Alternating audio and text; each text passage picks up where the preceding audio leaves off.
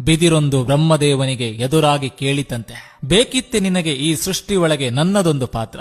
ಹೂವಿಲ್ಲ, ಹಣ್ಣಿಲ್ಲ, ದಣಿದು ಬಂದವರಿಗೆ ನೆರಳೂ ಕೂಡ ನೀಡಲಾಗುವುದಿಲ್ಲ. ಅದಕ್ಕೆ ಬ್ರಹ್ಮದೇವ ನಕ್ಕು ನುಡಿದರಂತೆ, ಯಾಕ್ ಸಾಧ್ಯವಿಲ್ಲ, ಮನಸ್ಸು ಮಾಡಿ ನೋಡೊಮ್ಮೆ ಅಂತ.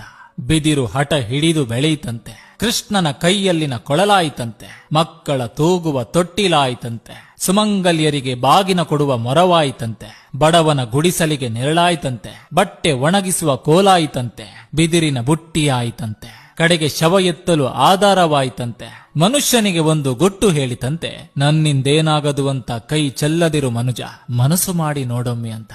ಸೇವೆ ಎಲ್ಲರಿಗೂ ಮಾಡು, ಆದ್ರೆ ಪ್ರತಿಫಲ ಯಾರಲ್ಲೂ ಬಯಸಬೇಡ. ಯಾಕಂದ್ರೆ ಸೇವೆಯ ಪ್ರತಿಫಲ ನೀಡುವವನು ಭಗವಂತನೇ ವಿನಾ ಮನುಷ್ಯನಲ್ಲ. ಸಂಬಂಧ ಎಂಬುದು ಹೃದಯದಿಂದ ಕೂಡಿರ್ಬೇಕೆ ಹೊರತು ಅವಶ್ಯಕತೆಯಿಂದಲ್ಲ.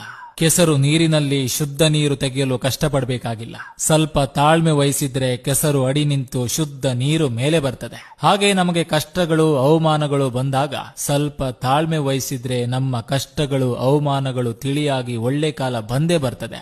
ದೇಹದಲ್ಲಿ ಎಷ್ಟು ಶಕ್ತಿ ಇದೆ ಎಂಬುದು ಮುಖ್ಯವಲ್ಲ, ಹೃದಯದಲ್ಲಿ ಎಷ್ಟು ಧೈರ್ಯವಿದೆ ಎಂಬುದೇ ಮುಖ್ಯ. ಒಂದು ನೋವಿನಿಂದ 1000 ಹನಿ ಕಣ್ಣೀರು ಹಾಕಿದೆ ಎಂದು ನೊಂದುಕೊಳ್ಬೇಡ. ಆ ಒಂದು ನೋವಿನಿಂದ ಲಕ್ಷಗಟ್ಟಲೆ ಅನುಭವ ಪಡಿದೆ ಎಂದು ಖುಷಿಪಡು. ಆ ಅನುಭವಗಳೇ ನಿನ್ನ ಉನ್ನತ ಜೀವನದ